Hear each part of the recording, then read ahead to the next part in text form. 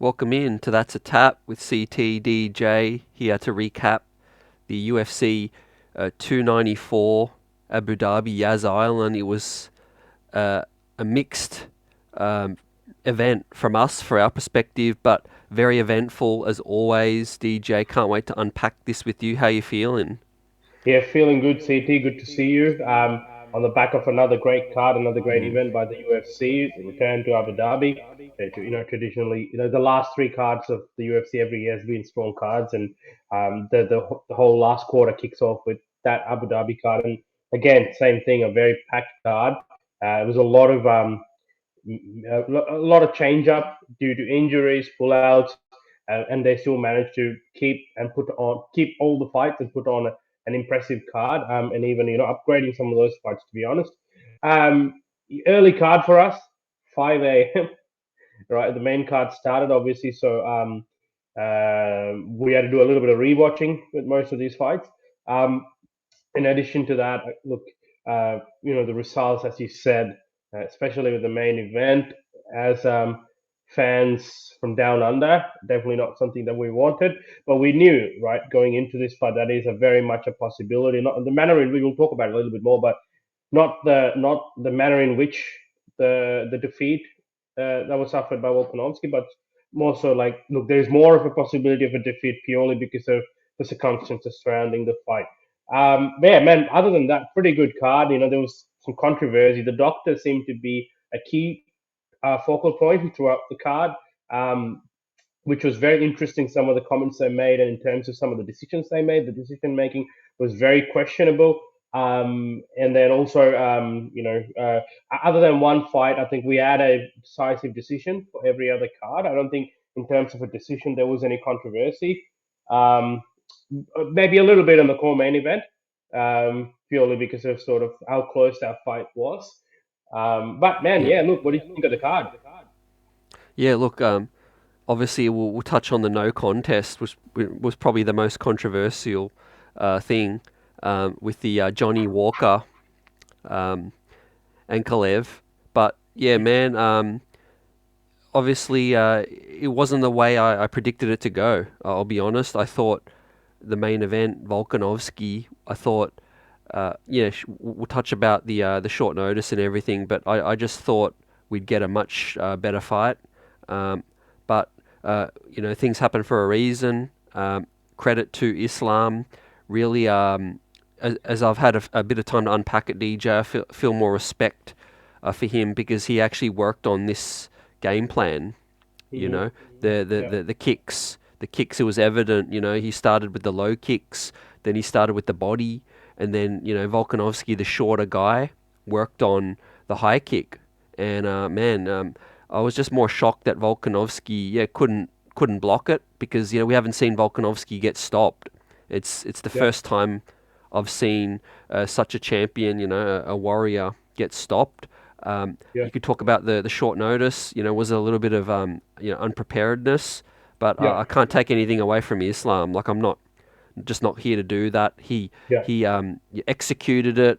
Yeah, Volkanovski will have to assess himself. Only he'll know whether he wasn't, is prepared. Obviously, there's some reactions over taking the fight on short notice. What are your feelings now that we've seen this result? man. You're spot on, CT. Um, let's talk about this short notice thing first.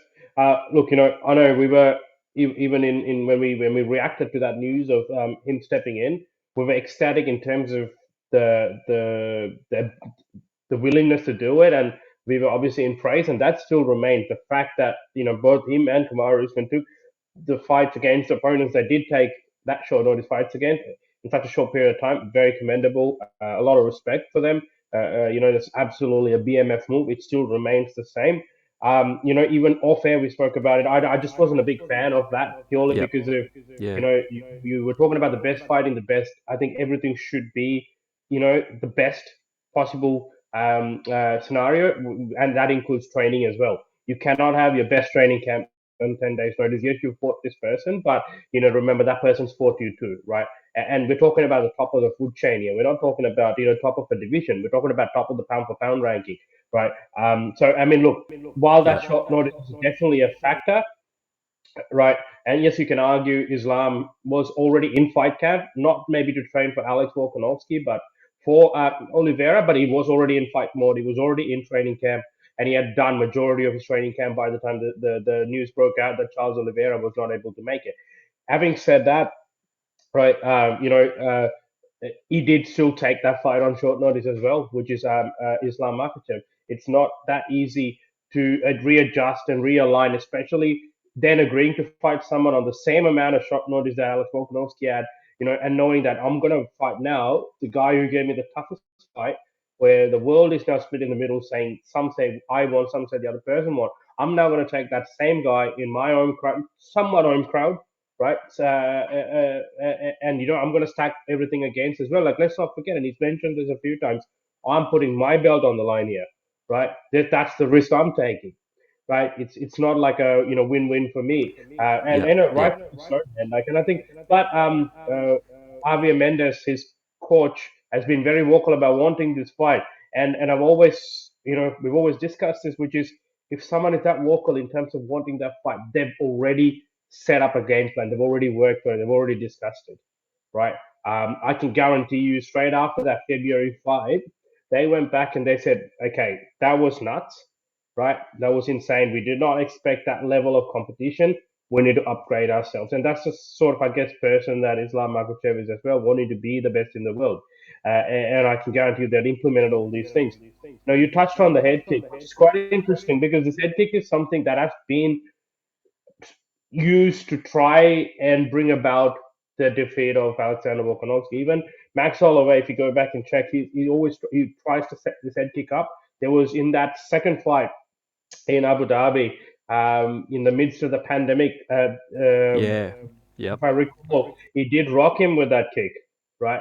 Now you're looking at a 155 pounder who's arguably a lot more heavier fight night, right? In fight shape, fighting someone who's, taking it on 11 days' notice.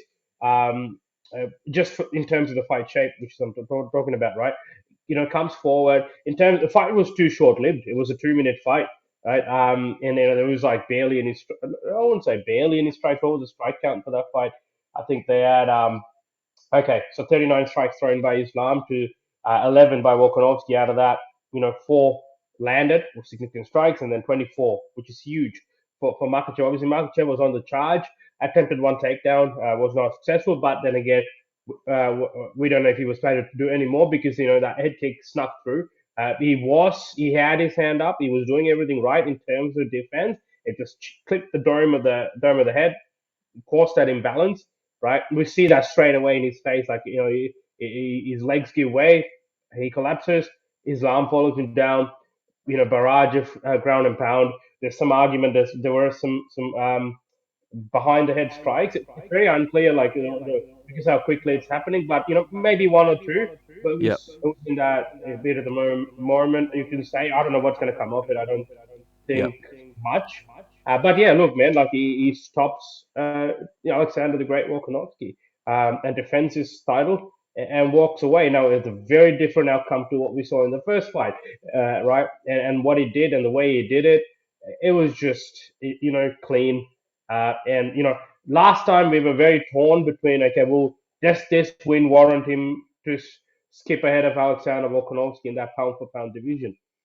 Now I think, and you know this more than anyone, CT, and we both know this. We're both massive Alexander Volkanovski fans. But having said that, I think this does now put him ahead of Alexander Volkanovski because he's a decisive win. He did do that. Look, Yeah. having said, Yep. it doesn't change anything about the capacity and capability of Alexander the Great Volkanovski. He's still a BMF man. He's still one of the best in the world. Yeah, yeah, definitely, man. I love your thoughts and breaking it down. And Volk said it himself. The quote I'll use is, high risk, high reward.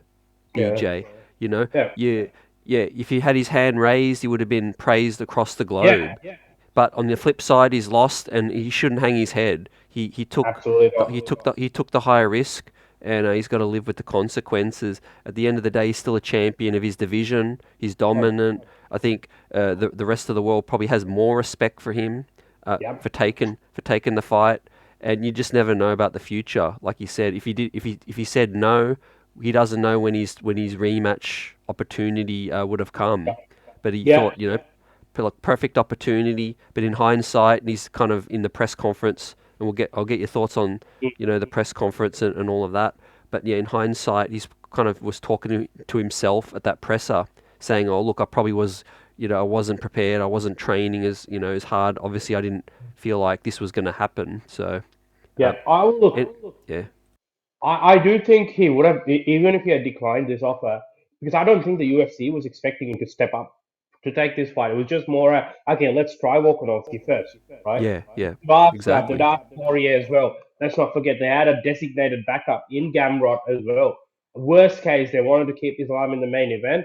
Doesn't matter what it is. Like, we could have had that Gamrot versus Islam fight as well. I think it was more on outside of Volkanovski. He stepped up and said, "Oh, I'll take it," because um, the interesting point there is that he said multiple times, when I don't have a fight, I don't feel okay.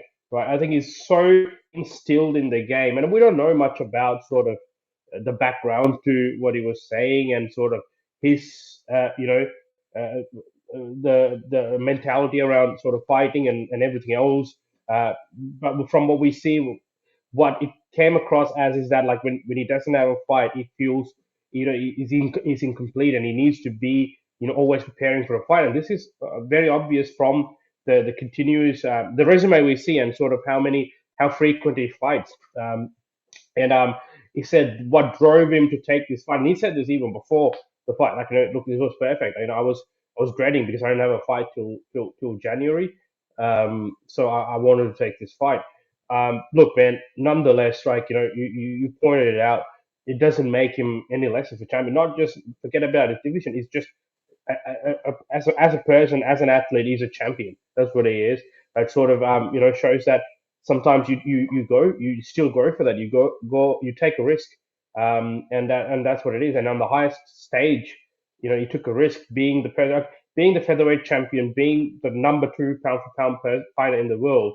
He didn't have to do that, take that risk, but he did, and kind of sends a message to people like us. Yeah, how many people just fail to take a risk and sort of live that sort of same mundane life. And we see champions yeah, like this, going up, exactly. taking risk, and showing the world, hey, you may come short, but don't let that stop you from taking a risk, and sometimes it pays off.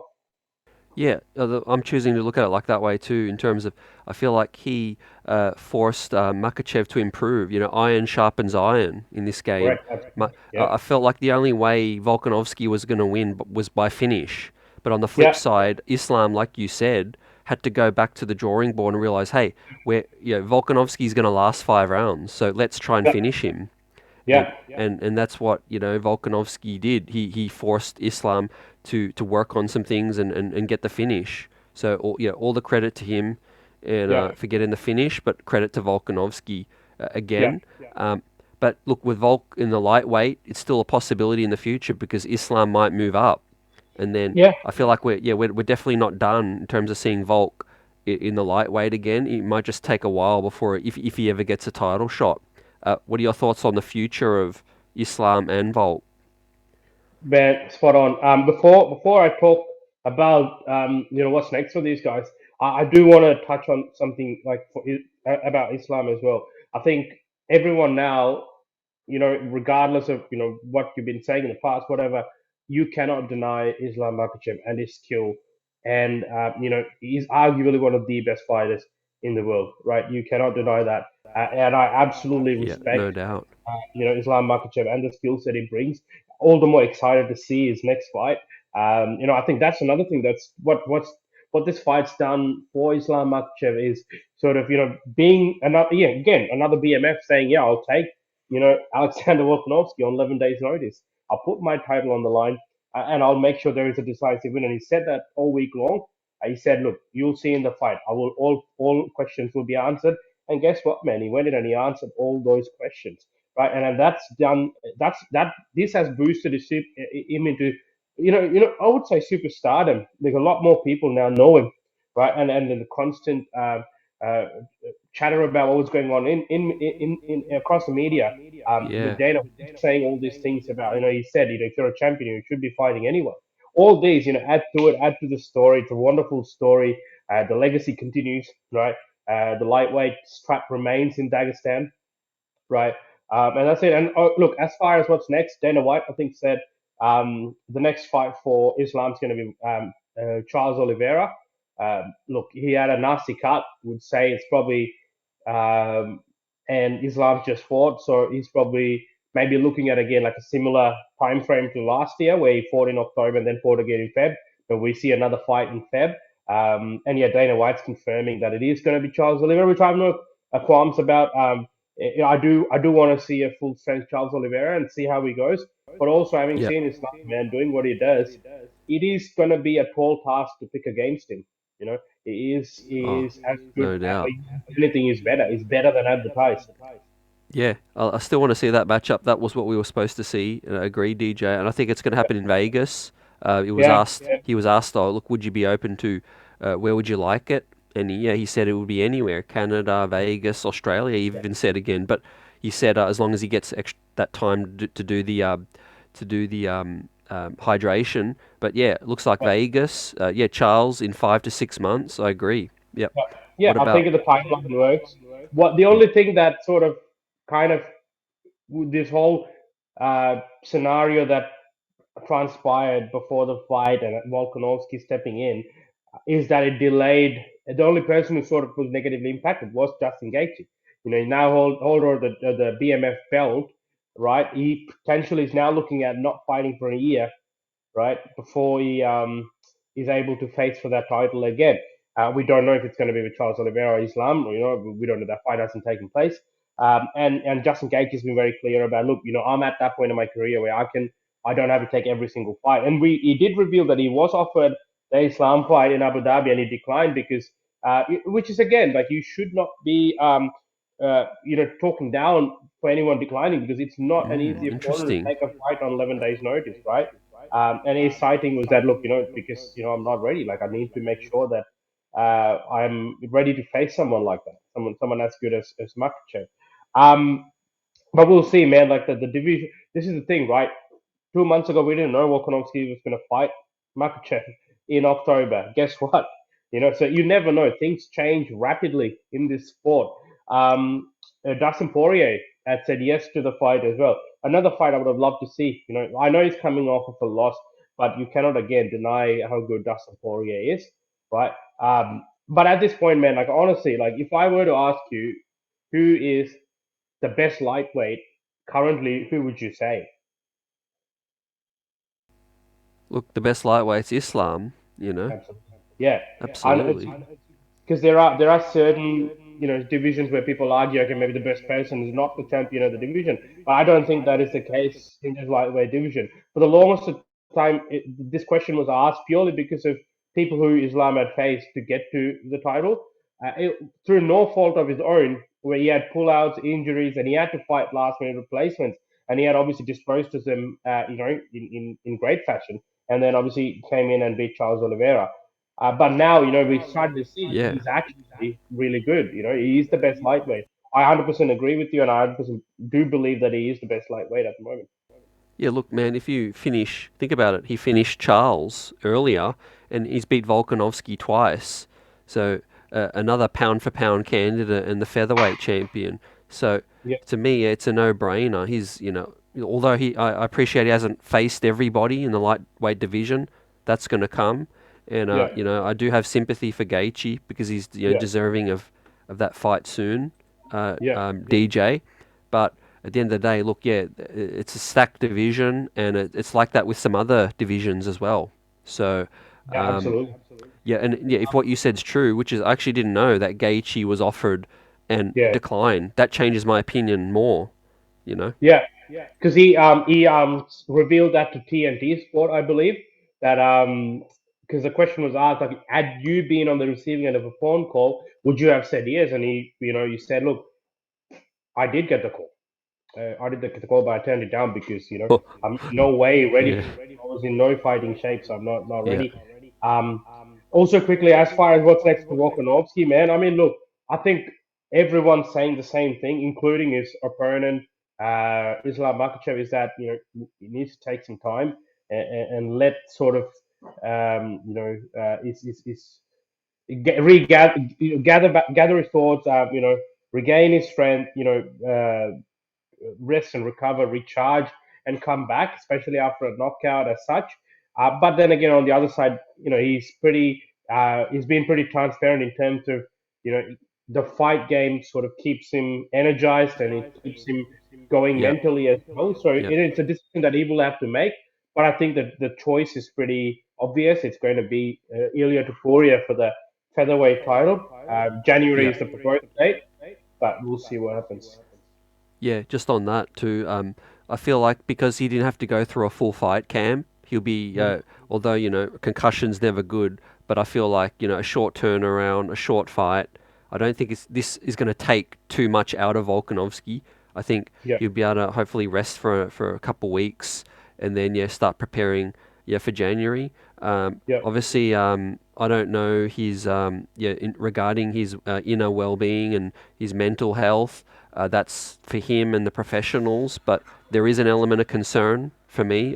Later in his future when he retires and whatever. But I think for now, I see where he's coming from. It was raw, it was Yeah. uncensored. He was probably still concussed. We were talking off air, DJ, and maybe I felt he didn't even need to face the media. I really Yeah, feel like absolutely. there was, we saw it was a hard watch for a lot of people in the comment section. Hmm. No, I agree, man. Like again, it speaks to the volumes of what sort of a champion he is. But yeah, man, he owes no one an explanation, right? Like I mean, we as fans, as MMA fans, are proud of what he's achieved and what he was able to do, and sort of the brand that he represents in this fight business. So yeah, Yep. Now over to the co-main. Went the distance as well. I absolutely. didn't quite. That's probably something again I didn't predict. Um, Yeah. how did you see it? What are your And thoughts? look, yeah, it was interesting, right? Because I was expecting that fight. If anything, I was thinking the other way. I was thinking maybe the main event goes the distance, but the core main's probably gonna, Hamzat might get the finish. Given his aggressive starting style, Kamaru Usman coming off 2 losses, also sort of not having a proper training camp, and then stepping up and taking this fight. Yeah, man, like absolute again, an absolute stud for taking the fight against Hamza Chimaev. I don't think a lot of people would. We were told, Vittori declined, or there were a few others that asked as well. Um, because no one wants to fight someone like Hamzat on short notice, right? Speaks to the volume of who Kamaru Usman is. And let's not forget, and I think I read this in a post somewhere, that there is a lot of chatter about Hamzat only getting a decision win, a close decision win over Kamaru Usman. And then, it was a reminder to say, have you guys forgotten who Kamaru Usman is? And look, absolutely, man. That's what I'd like to start with. Is that have we forgotten who Kamaru Usman is? Right? That speaks to the volume of that championship medal. Right? Some people are, whether you have a belt or not, they're champions, and Kamaru Usman's one of them. To be able to again have that level of conditioning, to step up, take Hamza Chimaev, right, withstand and hold off that first round, get through that, and to then come back as strong as he did, right? Let's be honest, right? Like we could have, it would have been completely fine if the decision had gone Kamaru Usman's way because it was a close fight. Obviously, the first round was quite one-sided. We saw, Hamza Chimaev being able to dictate, sort of all aspects of MMA within that first round, within that first 5 minutes. But then Kamaru Usman regathers, comes back, and takes the fight to Hamza Chimaev. Right now, there is some reports coming out that he did break his hand in the first round, so he couldn't throw as much punches. But there was also something else that drew a lot of attention was Hamzat's gas tank and sort of people seeing him tire towards the latter rounds. And we've seen that with Gilbert Burns too. There is a big argument that if it was 5 rounds, Kamaru Usman was walking away with that victory. And Kamaru Usman is someone, if there's only a few people who are capable of stepping up on 10 days and going 5 rounds, and Kamaru Usman's one of them. Interestingly enough, he reveals that the fight, when they originally offered to him, they did offer 5 rounds, and he said, no, look, 3 is fine. right? Like, I mean, look, I understand completely. You're not sure. You haven't been training for a fight. You want to take a fight against this up and coming phenom. Obviously, you've got to be calculative, and I think that's what Kamaru Usman did. But man, it was just Kamaru.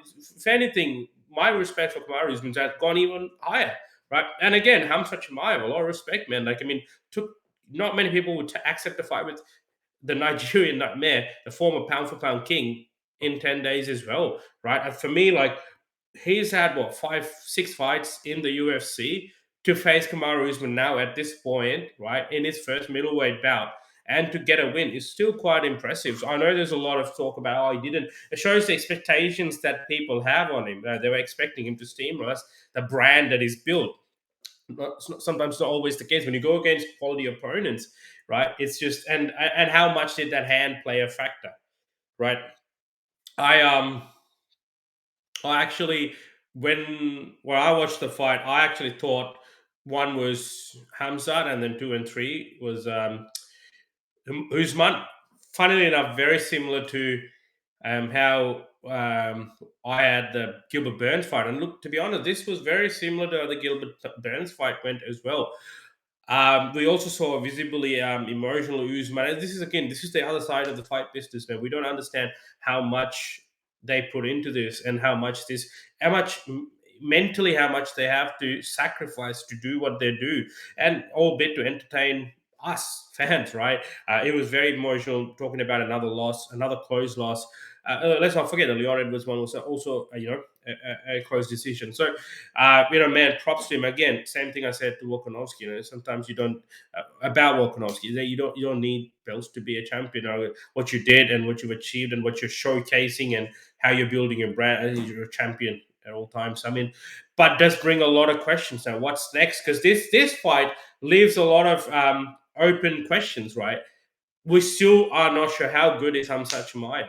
Can he beat the top? He's beaten Kamaru Usman, but there is an asterisk there, right? Okay, short notice. There's one of that. He had an injured hand. It was a 3-round fight. Could he have gone into a 4th round? We are yet to see Hamzat go to the 4th round, right? Can he go there 4th, 5th? Can he go into championship rounds, right? Man, Sean Strickland, Daniel White's talking about him taking on Sean Strickland, which I don't think is the right decision. I'd like to see that Paulo Costa fight again, man. I absolutely do. Paulo Costa did end up fighting on Sunday. He fought someone in the crowd, right? So he did end up having a fight. But man, like, Paulo Costa is a character, yes, but man, he is an absolute savage too. He's someone who lays it all out there. Like, I mean, I'm trying to think, if Paulo Costa with the full camp had stepped in on Sunday, I feel we would have seen a different outcome, right? We would have seen Paulo Costa having a lot of success, especially if we saw Kamaru Usman having a lot of success on the feet, which meant Hamzat had to rely a lot on his wrestling, and he did take Usman down, right? He took Usman down with ease in certain instances. Usman attempted one takedown and obviously wasn't successful, which is unusual. Again, Usman's known for being very successful in terms of takedowns. I think he was 59-1 leading up to this fight, and then obviously when I think it was his takedown difference, 59-1 to now 0-4. Strikes landed. Obviously, there was a lot of strikes landed thrown by Hamzat as opposed to Usman. But in terms of significant strikes, they were very close. So what that tells you is Usman was more calculative and more accurate. Out of the 58 through 36, that's a 63%. I think 60% percentage. So it's pretty crazy, man. Like, I think again, either that, or I'd love to even see this fight again with full counts for the both of them, right?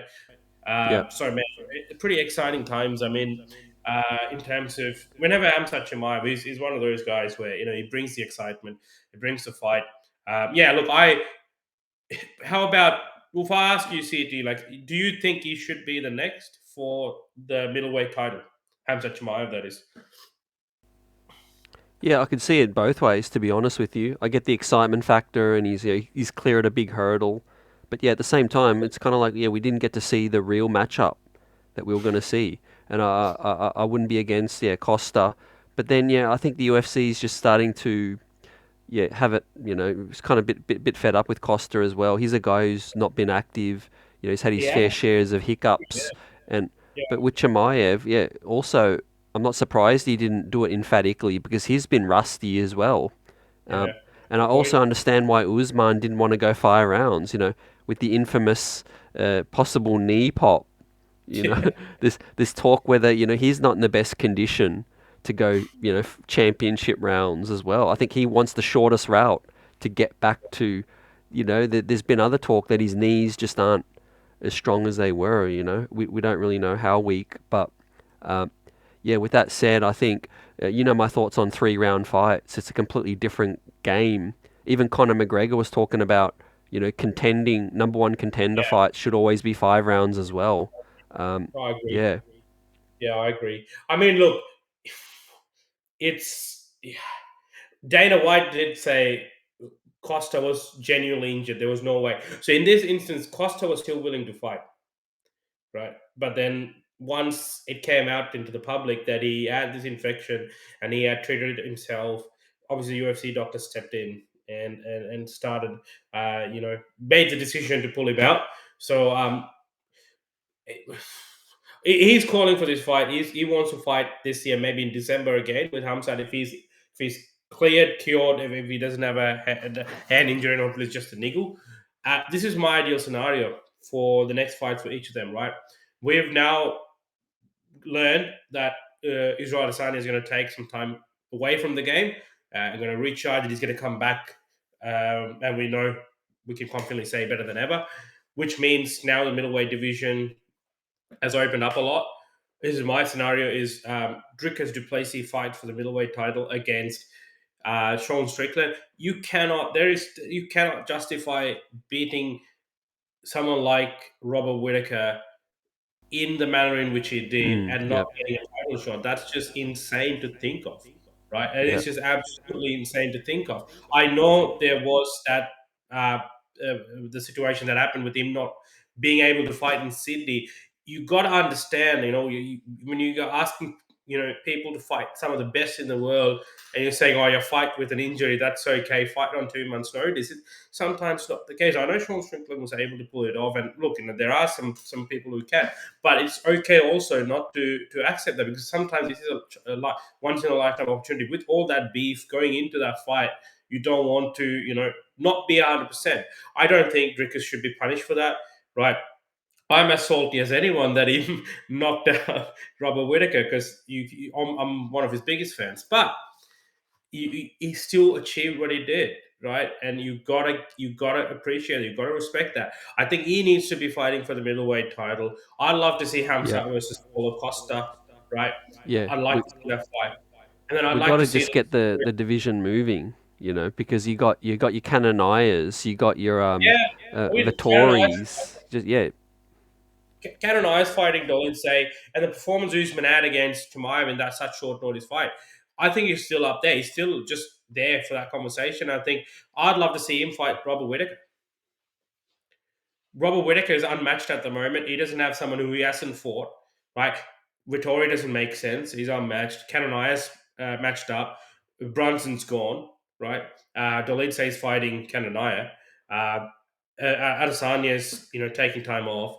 Drickus just beat him. So Whitaker finds himself there. It's either Costa or someone else for Whitaker, right? I'd much rather see Costa versus Chimaev, and because of that genuine bad blood, I think cause there's cause for excitement. And then Whitaker versus Usman, right? yeah. Completely agree. I like that. I like that you're mapping it out for us all. But yeah, get it going. Like Strickland seems like he's fine to go again soon, and Dricus, I Yeah. haven't heard an update from him. Have you? It sounds like he's kind of probably Yeah, he's recovered. calling for it. He's calling for that shot. He's even calling for Hamzat. He's saying, "Oh, let me fight Hamzat, and then winner can fight for the belt." Then, if you're saying there's a problem, then you're not comfortable giving me the title shot. Then let me fight Hamzat again. I'm open to that. I'm open to that. Do you know what I mean? Let's do that, and maybe give Robert Whitaker a title shot. I don't.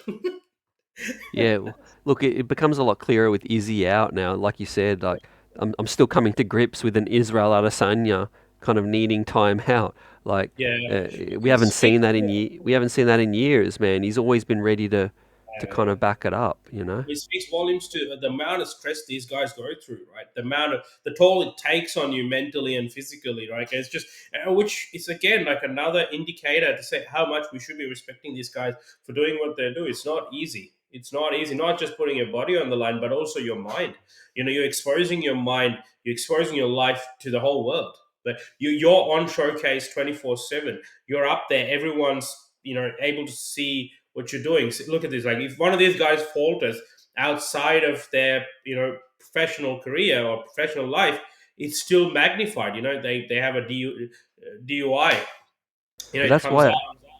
that's why when it's all said and done, man, and we a lot of fans give their goats and their greatest ever and things. Rarely a fighter's fight at 100%. There's always that little injury they're nursing, or they may be underdone or not as prepared when the opportunity comes. My point is that's why we're going to appreciate the Volkanovskis of the world, these guys that step in at Asanya's, because how many times have they taken fights and not been at 100%, but they said yes anyway? Because you Yeah, know what? Time stops for no one. They yeah, realize that you got to keep it going.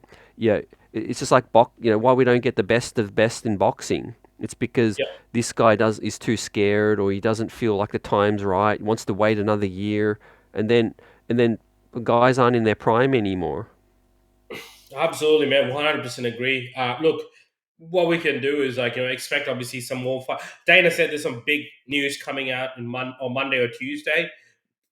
Most likely we'd Ooh, probably see some announcements. I'm gonna predict one of those announcements, which I feel is the signing of Michael Venom Page to the UFC. I feel like that's going to be an announcement that's going to be yep, made. yep, It seems more and more obvious, man. Like even in press yep, conferences when asked yeah. about it, Dana's like, "Yep, look, he's interested in us. He's We, coming. Yeah, yeah." He's a showman, and like that showmanship is good for the UFC as well. So yeah, man, pretty good. I mean, did you watch the Ankalaev Johnny Walker fight? What the fuck was that? I was yeah, like, what? yeah. Oh, Just touching on that, DJ, everyone. Yeah, a no contest could have been a DQ. I think there was a yeah, legit beef for that. yeah, Um, yeah, look, you know what we're gonna do? Just run it back. Just do it yeah. again. You I know. think that makes it. I mean, but it just seems to be a theme now in Ankalaev's sort of career, as at least recently. And all of them are not his fault, right? Like he had that controversy with Cutelaba, and then it was still a win, but obviously we know what happened, and then he had to run it back, won decisively. Then he had to fight. Jan Blachowicz, there was a controversial draw, and nowadays it just seems like this guy can't catch a break. It Yeah, was. I mean, look, we only saw 3 minutes of the fight. The significant strikes were like very close, like 13-14. Johnny Walker was edging it. Man, I just didn't realize how big these guys were. Like I know you met Johnny Walker in person, but Johnny Walker's huge, man. He was taller than Ankalaev. And there was absolute scenes when they called it off and they were still trying to fight each other. Dana White had to go in.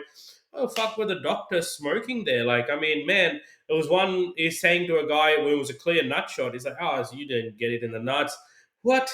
And this one here, I think it could have been probably they were Johnny Walker was clearly ready to fight, and then we learn even more funny things where he was asked, "Where are you?" Johnny Walker said, "I'm in the desert." He's not wrong, right? But it's just very interesting, and there seems to be fighters that oh, love staph infections. Man, I don't know. Like, it's interesting, and Dana White didn't seem to be pleased about it either. So yeah, no, you said it. Yeah, there's not too much to add to that. Like, out of that, I think yeah, just run it back. But yeah, Walker, yeah, he's an athlete. Like he's yeah, so big, but so agile. yeah, Yeah, he's still got a huge future in this yeah, organization. yeah. Yeah, we wait to see. Yep. Absolutely. Hey, and then what we're going to do also from now on is both City and I, at the end of each of these pay per view recaps, we're going to rate the card out of 10. We're going to give our ratings out of 10. This is not predetermined. We didn't discuss it off air. We're just going to give our genuine scores. But based on this whole card, right now that you've seen the card, not just name value, having seen how the card performed, what would you rate this card? Yeah. So are we rating it on just how I felt it went, in terms of enjoyment or Yes. like Yeah. excitement or Did you get your money's worth? I guess. Yeah. yeah. Look, obviously I got to take into account that it was all slapped together last minute, Yeah. and I felt like we ended up getting the fights we wanted to see. Like it was box Mm. office. Yeah, Yeah. you can live and die with the results. But yeah, I got to give this a solid 8 out of 10. 8 out of 10. Yeah. How about Absolutely. you? Yeah, I was hovering around that 7.5 to 8 out of 10. Like, I mean, pre-fight, like paper value, the card's like a 9 out of 10 sort of thing, similar to the Madison Square Garden one. But yeah, seeing some of those fights, there were some not so like eye-popping fights. There were some great fights in there as well, some controversy in there. So yeah, like a 7.5 to 8. I'd say 7.5 out of 10. I'll be a bit stingy there. Yep. Yeah, it looks like we're going to be going to Yas Island more for fight nights. Yeah. Abu Dhabi want the UFC to do 5 or more, and it looks Yeah. like Dana White's at least going to compromise and maybe 2 to 3. So yeah, we'll wait to see. They want to go to Egypt. They want to go to Qatar. They want to do the whole Middle East. Yeah, they're trying to maximize the regions now. I mean, they truly are a global sport now that they're getting more and more fighters from different regions, right? They are growing, and going to these countries helps the reach. What did you think about the constant Indian reporters asking about India and Oh the yeah, man. crowd, Look, the crowd calling out Pakistan? it was very interesting. I don't think Dana White knew what was going on. I don't think he understood the tension and the politics between India and Pakistan, obviously. But yeah, there was a little bit of there was some Pakistan chants going on in the background. But there was an Indian fighter on this card. Unfortunately, didn't get the nod.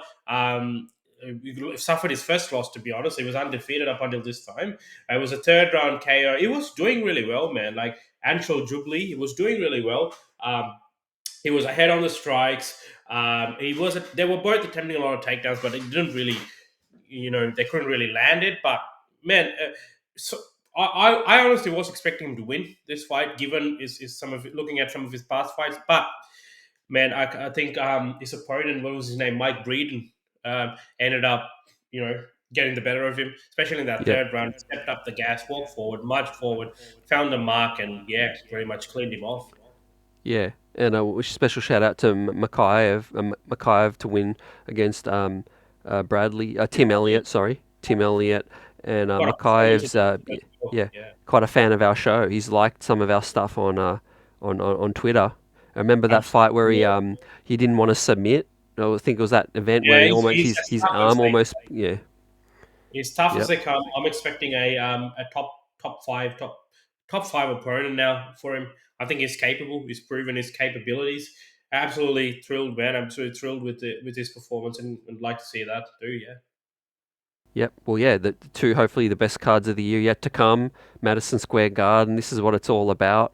Will be Hopefully, man. Fingers crossed. Touch wood. yeah. No cancellations, no pullouts, please. Especially Yeah. John Jones Stipe. Let that fight happen. That's it. Yeah, I'm not even entertaining that. But we've got a fight night. We got the Black Beast What's coming coming up up? as well. Let's see. UFC. Oh yeah, Almeida Big versus main Black. event.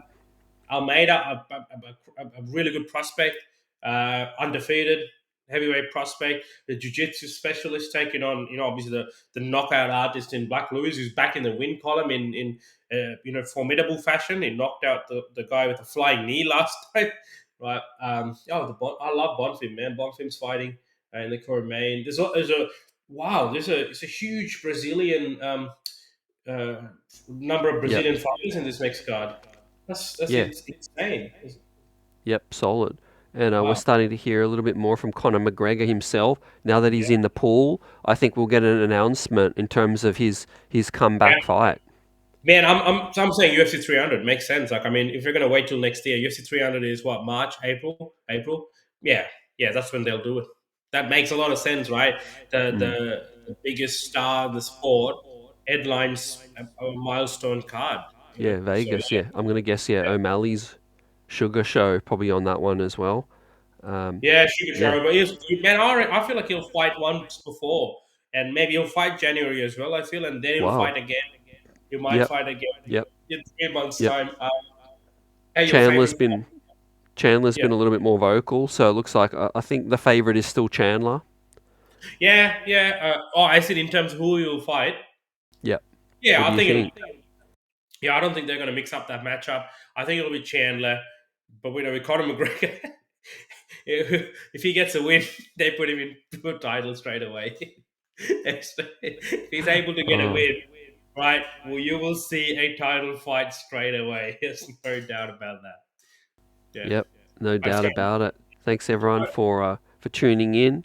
That's a Yeah. wrap on this one. CT and DJ. We'll see you soon.